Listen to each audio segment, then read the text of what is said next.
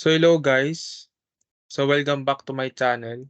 So ang pag-uusapan natin ngayon is about reinforced concrete design, specifically column. So bali ang problem nito is recently lumabas siya sa board exam noong April 2023.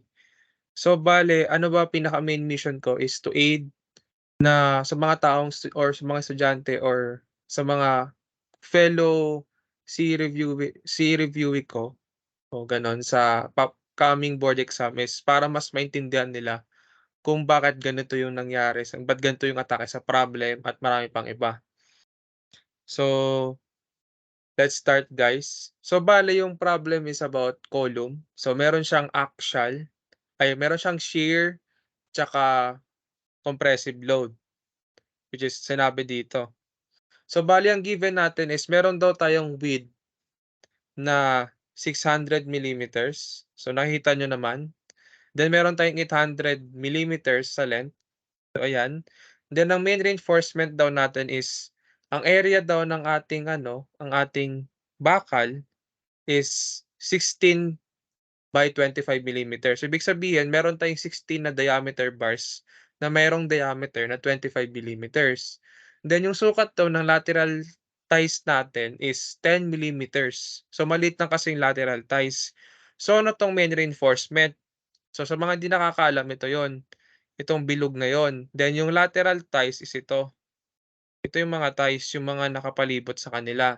Then yung reinforcing steel yield strength natin, yung main reinforcement natin is yield strength niya is 415 megapascal. Then ang lateral ties naman natin is 275 megapascal. Then ang concrete strength natin is 28 megapascal. Then ang clear concrete cover natin is 40 millimeter and ang spacing ng ties natin is 150 millimeters. So ito yung first question. What is the nominal shear strength in kilonewtons of the column for the shear parallel to the y-axis? So binigay naman yung figure doon. So bale ito yung figure. So bale ito daw yung natin, shear daw natin acting to the parallel of the y-axis. So ibig sabihin, tumatama 'to in terms of y. So in terms of the y-axis. So kung parallel daw ang atake, so ito yung tatamaan niya sa in terms of y. Ano ba parallel nito ng y? Kung ito yung y natin, kung ito yon, ano parallel ng y? 'Di ba 'pag gano'n atake natin? Kasi ang perpendicular 'pag gano'n, eh. So ibig sabihin parallel siya sa y, 'di ba? So ano ibig sabihin nun? Kung parallel siya sa y, ibig sabihin nun, yung kokontra sa kanya mamaya is yung ties na 'to, 'pag ganyan, and then yung mismong concrete, okey? Then para naman sa what is the nominal shear strength of the column for the shear parallel to the x? So ibig sabihin parallel naman tayo sa x. So para hindi tayo malito, 'pag sinabi nating parallel to the y-axis, dito tayo nakatingin. So kung nakatingin ka dito, 'di ba, parallel sa mata mo yung y-axis. Kung nakatingin naman ako dito, kung dito ang tingin ng mata ko, ang parallel sa akin itong portion na 'to, 'di ba? Ito yung y-axis, oh, ito ay x-axis, so parallel sa mata ko 'yan, 'di ba, nagkakaintindihan. So which of the following gives the nominal compressive load kilonewton at zero eccentricity? So ang compressive load is nangyayari 'yan sa taas ng column. So itong compressive load na 'to nanggagaling 'yan sa mga, sa floor loads, sa beams, then pupunta na 'yun sa column bilang reaction, then 'yun na 'yun. So bale, 'yan sabihin natin ito yung gitna, pangit ng drawing. So 'pag so ibig sabihin compressive load, so nagko-compress siya dito. So 'pag sinabi nating zero eccentricity, ibig sabihin nun nasa gitna siya nung mismong column. So kunwari 'pag sinabi diyan sa problem, hindi siya zero, kunwari ganito, magkakaroon siya ng eccentricity kapag hindi siya nasa gitna. So kunwari nandito yung load mo, nandito yung load mo, nandito yung gitna mo. So ibig sabihin eccentrically loaded yung column mo. Yan, may ika diyan. Ito yung load mo, 'di ba? Eh, technically sabi naman dito zero eccentricity, so therefore ito na yun, wala ng iba. Ito yung gagamitin natin mamaya, actually which is napakadali lang kasi Kasi kapag eccentric yan, iba ang gagawin mong diskarte diyan, 'di ba? So, let's proceed to the ano, to the next slide. Lagyan natin 'tong illustration, then ito din, siyempre given. Hmm. So, ang tanong, what is the nominal shear, so ulitin natin yung problem. What is the nominal shear strength? Ulitin natin. What is the nominal shear strength nga daw ng column if yung shear natin nag-act sa y-axis? So, bale, ano ba formula muna ng shear in terms of ano, in terms of column? Sa shear, so nominal. So, ibig sabihin, di siya ano ng basis ng code. So, ibig sabihin, wala yang ganito. Wala yang ganyan, factor of safety or kung ano man tawag niyo diyan. Wala siyang ganyan. So, pag sinabi lang ultimate shear strength, gagamit na tayo ng ganito, which is 0.75. Kapagka ultimate yun, 'pag sinabing ultimate, gagamitan niya ng 0.75 usually. Hmm, 0.75 or depende, eh, 'di ko matandaan. Basta meron niyang code. Tsaka isa pang take note ko, yung sa gan'to tsaka ganyan, mamaya explain ko. Pero ang tanda ko 'pag shear 0.75, eh. Sige lang, go. So kunwari, so bale ang nominal shear strength meron 'yan consists of shear ng concrete then yung shear ng steel. Yung shear ng concrete manggagaling yan literally sa concrete. Then ang shear ng steel is manggagaling yan sa ties ho manggagaling yan. So bale, solve muna natin yung shear strength in terms of concrete. So ang 'di ba siguro nasa back of your head na 'to, like common formula na 'to, like lagi natin 'to ginagamit. So ang formula ng shear strength is 0.17 lambda, kasi 'di ba sabi sa code, lagi puwede daw paglagyan ng ng square root of F prime C or concrete strength yung lambda, which is yung weight ng yung mga lightweight gano'n. So technically wala namang sinabi dito na lightweight siya, so technically 1 siya, ganoon. Understood na siya na as 1. Hmm. Then BW, then D. So 'pag sinabi nating BW dito, itong mismong B na 'to, ito na 'yan. Siyempre nasa y-axis yung parallel natin, 'no, ayan, oh. So nag-a-act tayo sa y-axis. So ito isa pang problema natin dito, guys, yung D. Okey, yung effective depth. Ito, ito rin isa sa mga biggest problem ko way back college is yung din nami-mistake siya usually na, "Ay concrete cover ano na 'yan, 'di ba ang ano natin depth is 600, ito magiging depth natin diyan, eh." So ito yung B, ito yung depth pagka ano siya y-axis. So common misconception ng student 'pag sinabing concrete cover, ano nga ba pinagkaiba ng concrete cover tsaka steel cover nga? 'Pag sinabi nating concrete cover, effective depth ay ano, 'pag sinabi nating concrete cover, ano siya, ano lang siya, kunwari kung ido-drawing ko siya galing sa ano, galing ito kunwari beam, sa beam muna tayo. Ang concrete cover usually hanggang dito lang, eh. Or hanggang dun lang sa ties, before the ties. Then kapag sinabi nating steel cover nandito sa gitna nung ano, diameter bar.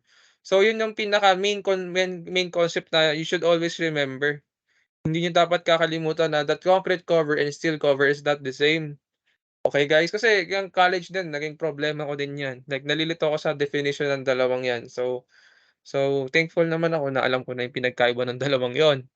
Then so solve na natin. So of course kung concrete cover pa lang 'yan, meron pa tayong problemahin iba kasi meron pa tayong, diameter ng ties. Then of course kailangan kasi ang effective depth natin is naka-position siya sa mismong gitna nung ano, ng mismong diameter bar.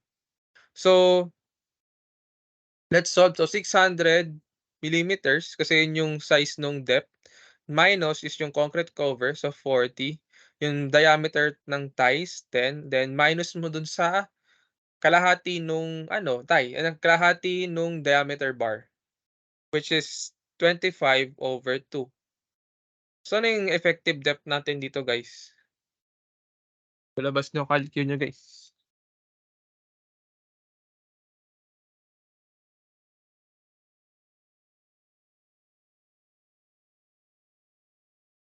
Dun du du dun dun dun. Yan, bago pa lang sa aking calcu.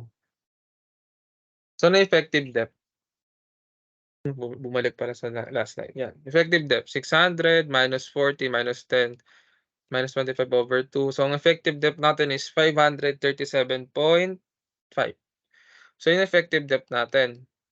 So, lagi niyo ng gagamitin yan pagka parallel yung shear sa y-axis. So, therefore, so meron na tayong D. Ano pa ba kulang natin sa concrete? So, wala na. So, VC is equal to 0.17 times 1 for formality, square root of 28 times BW, which is 800 times 537.5. Ang lalabas dito is naka-Newton pa. So, I will multiply it with 10 raised to negative 3 para maging kilonewton siya. So, yon. So, let's input. So, 0.17 times 1 square root of 28 times 800 times 537.5 times 10 raised to negative 3. So, bale ang value ng ating ano, shear strength kaya ang ating concrete strength ang shear sa concrete is 386.81 kilonewtons. So, ano pa lang yan guys, shear strength sa concrete. So, let's proceed to the steel. So, ang formula naman ng steel is area nung ano ng ating ties times Fy ng shear ng bale yung yield strength ng ties then multiply mo sa D, effective depth, over the spacing. So, ang isa pa 'to, ito pa common na mali, AV, 'to. Pi over 4 times, of course, yung ties squared, 'yan, alam natin 'yan. Pero ilang pirasong ties ba or ilang ba yung nasa ano, nasa along y-axis na naka-parallel na ties, ilan 'to? So, bale isipin natin ito yun, 1, 2, 3. Baka ito yun, 1, 2, 3. Hindi po yan ang tinutukoy diyan. Sabi nga 'di ba, parallel sa y-axis.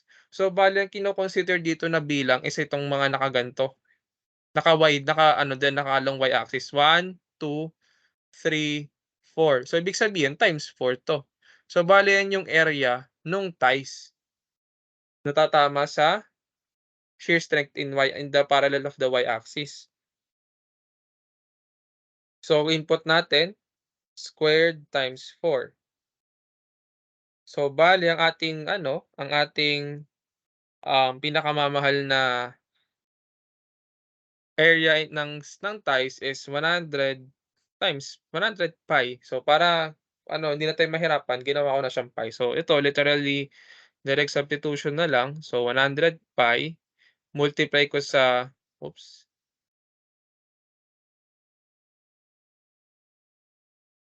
100 pi multiply ko siya sa Fy, which is yung 275. Then multiply ko din siya sa effective depth na 537.5 all over what? Yung kanyang spacing, which is 150. So, given po yan. So, therefore, ang ating shear strength sa kanyang steel is what? 100 pi times 275 times 537.5 over 150. So, multiply din natin siya sa 10 raised to negative 3 para maging kilonewton. Therefore, ang ating Vs is what? 309.58 kilonewtons. So ngayon ano na, so since nakuha na natin yung kanilang pinakamamahal na concrete, ang kanyang shear strength sa concrete at ang kanyang ang kanyang shear strength sa steel, so puwede natin makuha na yung nominal shear strength. So pag-a-add lang natin yung dalawa, so 386.81 plus 309.58. So therefore, 'pag pinag-add natin 'yan, ang lalabas diyan guys is 696 0.39 kilonewtons. So, bale yan yung sagot, guys. Yan. So, bale ito yung sagot. So, ito yung sagot sa number 1. Yan. Lagay natin dun sa ano, unahan. Nakalagay ang sagot 696 point what? 39 kilonewtons. So, let's proceed to number 2. So, kopyahin natin 'tong ito, saka 'to. Yan. So, let's proceed to number 2. Ito medyo na interesting 'to. So, bale ang sabi naman dito, what is the nominal shear strength of the column for the shear parallel to the x-axis? So, parallel daw sa x-axis. Ang sabi ko 'di ba last time, kapagka parallel sa x-axis dito ka nakatingin. So, ibig sabihin 'pag dito ka nakatingin parallel na siya sa mata mo. So, para hindi tayo malito, gawin natin ganito, i-rotate natin 'to, 'yan, i-rotate natin siya. Uy, ang pangit, oh. 'Yan, sabihin natin ganyan na lang. Sino-rotate ko na siya. Naka-rotate na siya. So, bale ito yung Y natin, tandaan niyo Y pa ito pa rin yung Y, ito na yung Y, ni-rotate ko lang, ito yung X. Oops, ito yung X axis natin. Naka-rotate lang 'to, rotated lang 'to, baka magbigla kayo. So, bale kung naka-rotate na 'to guys, so parallel daw sa X axis. So, technically ini-rotate ko na siya. So, ibig sabihin sa mata ko, dito ako nakatingin ngayon. Ang nakikita nito, ito na yung parallel. So, ibig sabihin, yung nakatama sa kanya, ito ng ties na 'to, itong ties na 'to, itong ties na 'to. So, tatlo yung magiging ano natin mamaya sa steel. Pero siyempre, solve muna natin. So, alam niyo naman na ang lagyan natin 'to ng designation muna. Ito ay for Y, ito ay X. So, para sa shear strength sa x-axis is gano'n pa din, VC plus VS. Wala, 'di yan magbabago, consistent 'yan. Okay, unless mo-multiply mo sa phi or sa factor of safety niya, kung ano man yung reduction factor man tawag niyo, gano'n. So, magiging ultimate siya. So, wala pa namang sinasabi. So, let's start. As you remember, ang value ng VC is 0.17 lambda square root of F prime C BWD, 'di ba? So, ngayon, siyempre hindi naman po puwede na ito pa rin yung B natin, ni-rotate na nga natin, eh. So, ibig sabihin ito na yung magiging B natin. Then ito na yung magiging effective depth natin, of course, 'di ba? Ni-rotate ko siya, baka malito kayo, ni-rotate ko lang para alangan naman isipin niyo guys, alangan naman pagdating sa exam, kayo kung trip niyo, like kayo, kung ako sa board exam, literal na papel ko 'pag nakita ko ganyan, nabi x-axis, talagang iro-rotate ko yung papel. Para hindi alangan naman yung leeg ko yung liliko ng alam niyo naman siguro pagka nakatagilid yung pagbabasa 'di ba, na yung tingin. Siyempre para di kayo magmukhang ewan dun, iro-rotate ko yung papel ko na lang para makita ko, okey ito pala yung x-axis, ito pala parallel sa mata ko, 'di ba? 'Di ba gano'n 'di ba, diskarte. So ibig sabihin ang BW natin is 600. Then ang effective depth natin, so manggagaling sa 800, solve mo natin yung D. So yung D natin sabi ko nga 800 minus what? Baka malito kayo, teka. Huwag natin gawing D talaga. D hanggang dito lang sa steel concrete ko sa mismong gitna ng bar. Basta sa gitna 'yan, gitna ng ano, hindi 'yan sagad. Minus 40, minus 10 kasi yung ties, then minus 25/2 pa din kasi yun yung diameter bar, 'yan. Then, ano yung D natin? 800 minus 40 minus 10 minus 25/2. So, it will be 737.5. 737.5 millimeters. So, yon. Then, puwede natin i-solve agad. So, yung VC natin is equals to 0.17 times 1 for formality lang, 28 times BW which is 600 times 0.5 times 10 raised to negative 3. Then ang ating concrete strength, ang ating concrete strength tuloy, ang ating shear strength sa concrete would be 0.17 times 1 times square root of 28 times 600 times 737.5 times 10 raised to negative 3. So, ang sagot natin diyan would be 398. 398.05 kilonewtons. 'Yan. So, next naman natin na gagawin guys is yung, ating shear strength. So, shear strength tayo. Shear strength naman sa steel. So, formula nun is yung area ng ties times yung Fy, which is yung yield strength naman nung ties, then yung effective depth niya over yung spacing.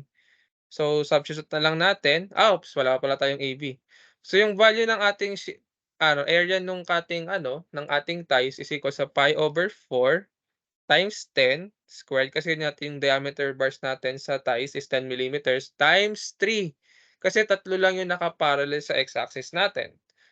So, is equal yan sa 10 squared times 3 times over 4 over 4 times 3. So, ito ay 75 pi. 75 pi. So, substitute na lang natin. Sugnan natin 'to. Masyado siyang malaki dito. So, 75 pi. Yan.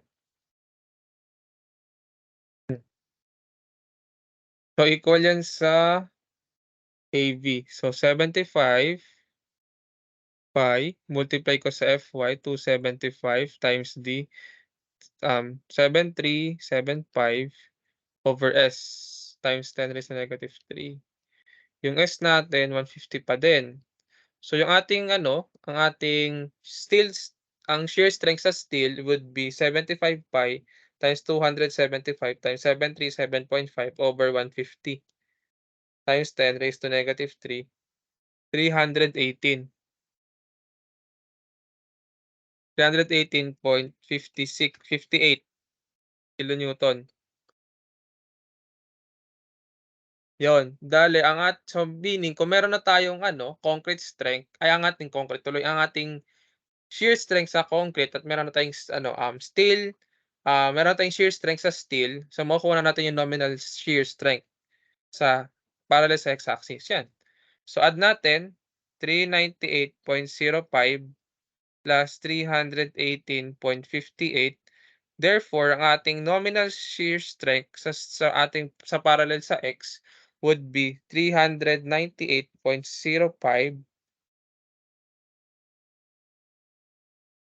plus 318.58. So, ang sagot guys was what? Ano sagot? What is the answer?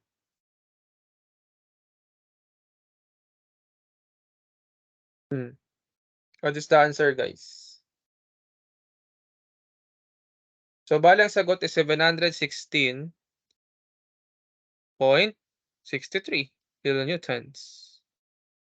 So, yung sagot sa nominal shear strength na parallel sa x-axis. So, bale, ayun. So, 716.63 kilonewtons. So, number 3. Which of the following gives the nominal compressive load kilonewton at zero centricity? So, nasabi ko na kanina. So, bale ito yung column natin. So, technically, based sa figure dito, it is a tied column. Tied column po yan. Tied column. Tied column po siya, ha. Tandaan niyo po yan, tied column. Kasi magkakaiba po formulas niyan kapag lalo na yung alpha and the theta, the phi. Since nominal lang naman, so we will lang naman, pag-usapan lang naman natin is yung nominal. Okay guys, nominal lang. Okay. Ano ba formula? So ano ba yung formula ng nominal? So formula ng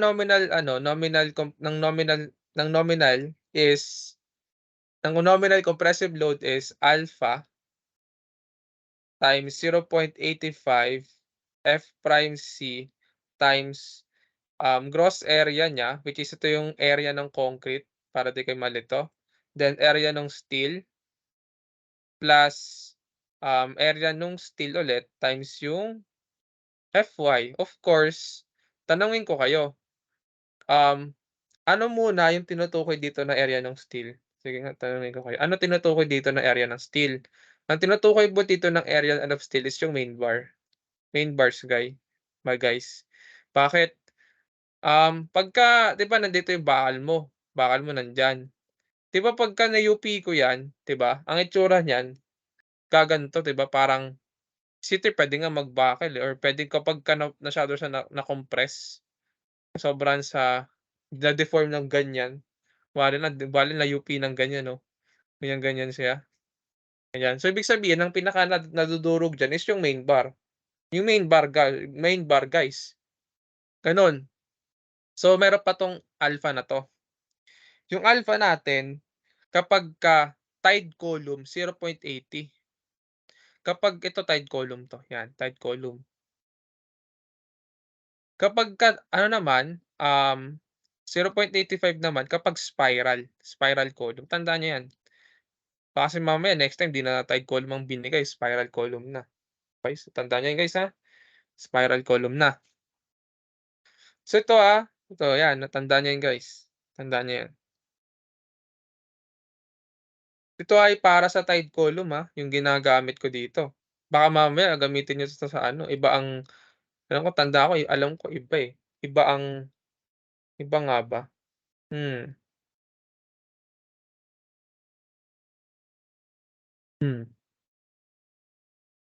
sige diretso na natin. So yon.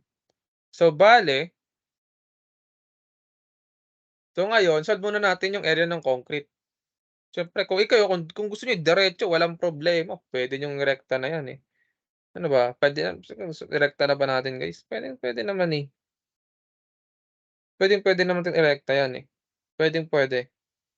Pero kayo kung gusto niyo irekta, kung ako lang, kung medyo confident na kayo sa kung confident na kayo sa ginagawa niyo, like madalas na kayo nagsasagot, like batak na kayo sa mga ganitong problema or ganitong problems. Siguro I suggest na na idiretso na, pero 'wag yung AG, puwede niyo diretso, pero yung AS tsaka itong AS kasi baka tumagal. Lalo kapagka guys, given is yung PN ang binigay. Naku, ang matagal yan sa calcu, mag-i-shift solve ka napakatagal ba naman. Kayo naman yung magsa-suffer, eh, kung anong gagawin niyo. Pero for me, kayo bahala, mm. So yun lang naman yung ko, yes, yun lang masa-suggest ko, oo. Basta ito pagka tide column yung problem, ito lang gagamitin niyo, tandaan niyo 'tong formula na 'to, 'yan. Kapag may shear, tsaka 'to, 'yan dalawang 'yan, mahalagang-mahalaga 'yan. Pagka may ganyan, pagka nominal, 'wag niyo kakalimutan 'to, tsaka 'to. Huwag niyong kakalimutan 'yan, yes. So bale 'yan na. Kasi guys may mga problems kasi na steel ratio ang binibigay, eh. Oo, binibigay minsan steel ratio. Pero thankful tayo na ang hinahanap lang dito is yung PN, yung compressive load. Be thankful na lang kasi pagka sa boards mas maganda, mas madali. 'Di ba mas maganda 'pag mas madali ibibigay para may score na, 'di ba? Mahirap naman kapagka dinasal pa natin na mas mahirap, 'di ba? Pero kung top notcher ka, sabi nga sa'min, eh, ayaw mo nun, pahirap yung ibibigay kasi masasagutan mo, kasi alam mo. Yun lagi sinasabi sa'min, eh. Ayaw mo nun, ikaw lang makakasagot pagka mahirap. Laging binibiro sa'min yan sa RC, gano'n. Pero kayo depende sa inyo ano trip niyo. So, para sa'kin kung first time solver ka nito, it's better na maging detail ka muna bago mo siya idiretso kasi iba-iba tayo ng capacity ng utak. Kung ikaw kung kaya mo siyang irekta agad, gets ko na 'yan, rekta ko na. Ikaw, pero iba-iba tayo. So, yung AG natin is equal to what? Ano ba yung figure? Pati figure kinalimutan 'no, hindi mo lang kinapi. Copy mo muna, copy mo na engineer. Kaya pala parang parang kaya pala parang lumuwag, eh. Teka, kailangan pa ba natin 'to? Parang ito na lang kailangan natin diyan, eh. Tingnan natin 'yan, ito na lang, yung given, oh, 'yan, atake, 'yan. So, 600 times 800, 'yan. So, meron tayong what, 600 times 800, o ano ba, rekta na ba natin? Nakakaano, masyadong ano kasi, rekta ba natin? Sige, sige, rekta na natin para tapos na. Basta over tayo AG is equal to 6,600 times 800. So, rekta ko na, So, yung PN, so since it is a right column, alpha natin is 0.80. Then multiply natin 0.85 times F prime C, 28. So ito, nade-derive 'to, to be honest, nade-derive 'to kung paano 'to naging ganito. So hindi ko tuturo sa inyo. So kasi napakatagal, and tanda ko pa ba? Sige lang, go. Hindi, tanda ko ba? Hindi na siguro. Pero sige lang, naturo sa'min nung college 'to, eh. So next natin is 600, times 800 times A prime S, ay AS. So AS is equal to pi over 4 times what? 25, kasi sabi ko nga main bar 'yan. Ilan yung main bar natin? 16.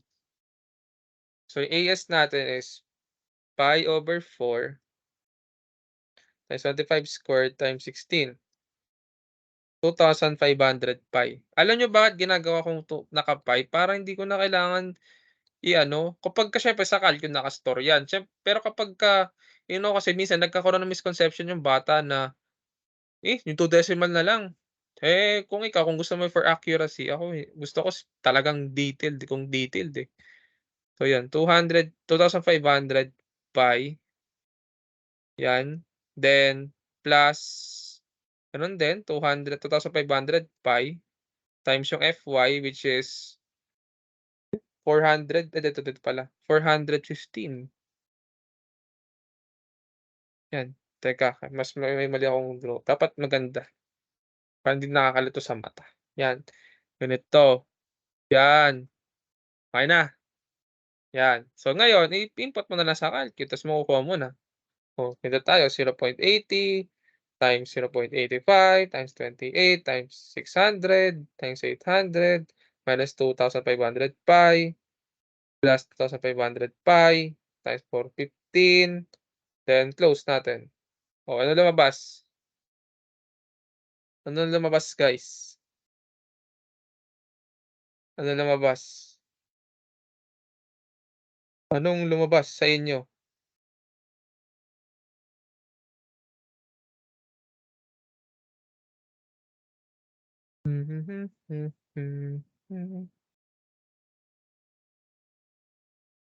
I-check niyo muna, recheck.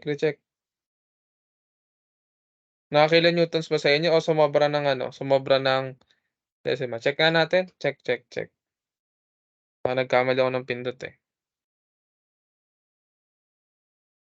Pi over 4, baka nagkulang ako, check natin kasi sumobra. Squared times 16, 'yan.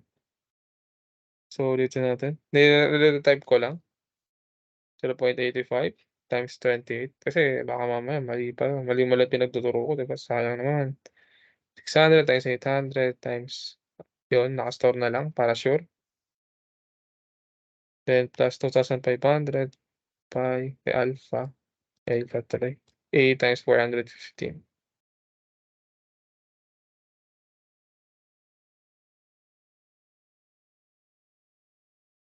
Pag-hiwa-hiwalayin na natin, 28 times 600, sine-sure ko lang, 800 times 2,500.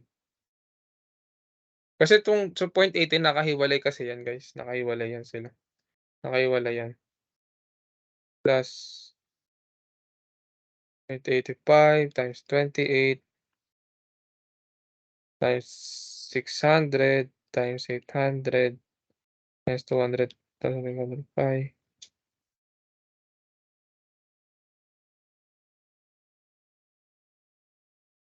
Yan, tapos plus 2,500 times 415 times 0.80. Yan, naka-newtons pa lang pala 'to. Kaya pala iniisip ko parang mali. So kung naka-newtons yan, 1,597,182.09 newtons pa lang. Kung gusto niyo naka-kilonewtons times 10⁻³ yun. Kung 1,100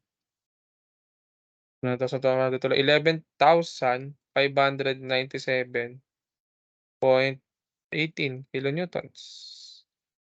Yan, this is the nominal compressive load. So yun lang guys for today's video.